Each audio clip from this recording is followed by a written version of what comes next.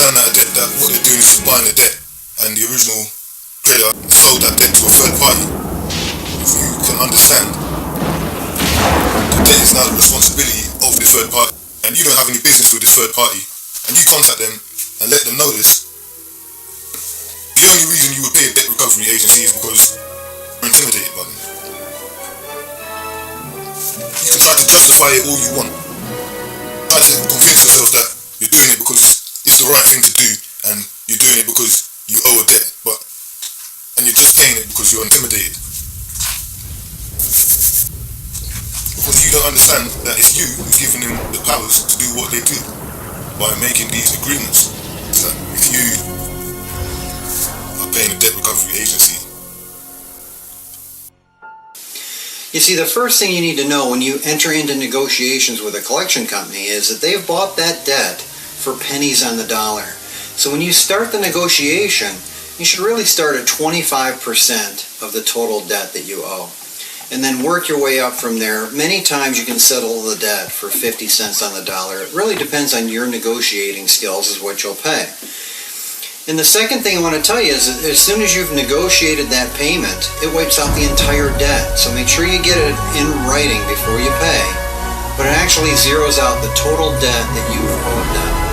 One thing I got to talk about that is when you pay off an old collection, you make that more relevant to your credit score, so you're going to bring your score down.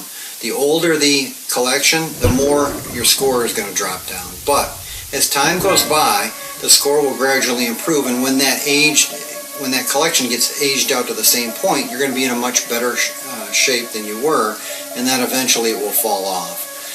So you got to be careful. Negotiating with collections is not something you're going to want to do right before a mortgage. This is a much longer term strategy to actually improve your credit. So the third thing we're going to talk about is that any payment you make re-ages the debt. So you're not going to want to make a small payment and try and pay it off that way, because you keep re-aging the debt, and there is a statute of limitations, depending on what state you're in, on how long they can collect the debt. Not how long it will stay in your credit report. That's the same for everything. It's 7.5 years for collection accounts. But how long they can actually collect the debt for. And I'll have a map right below here that explains each individual state's statute of limitations on collecting the debt. So very important that if it is outside that statute of limitations, you don't really have to pay it, because they've had their time to try and collect it and they were unsuccessful.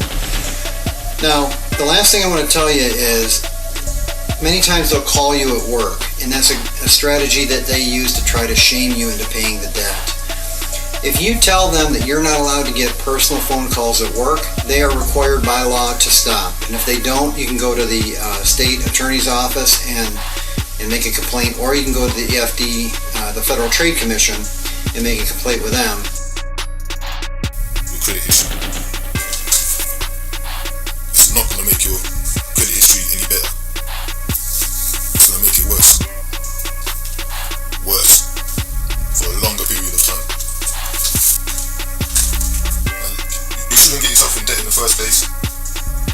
But it's a myth that paying a debt collection agency is the right thing to do. You should never pay a debt recovery agency. It's just a company. Debt collection is a business. Buying debts and making profit. That's it. There's another myth that paying debts is going to help improve your credit rating, or it's going to bring your credit score up. It's not. That's a myth. It's a myth. It's a myth. It's a myth. If you believe these things, you don't read anything about law. You don't read any. I know you don't read regulations. You don't read any of this stuff. You're just listening to newspapers, fake news. A lot of these articles, what you see in newspapers, is misleading. It's misleading information because the background information isn't there. They never tell you. They never show you the whole story. They only show you the parts which get people emotional. Because they want to sell stories. They don't give you the whole story. They don't give you all the information. Still the fake news.